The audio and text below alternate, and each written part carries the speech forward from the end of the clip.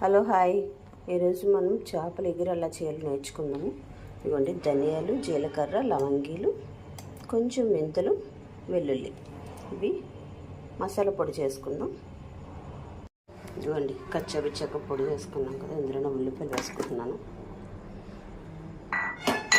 ఉల్లిపాయల తర్వాత టమాటో కూడా వేసి మిక్స్ చేసుకోవచ్చు.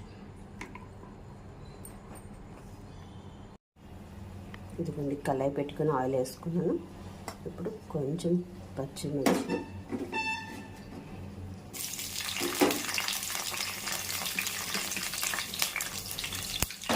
మనం ముందుగా గ్రైండ్ చేసుకున్న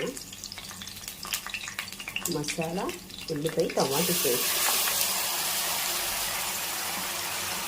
ఇది బాగా మగ్గాలండి. ఇది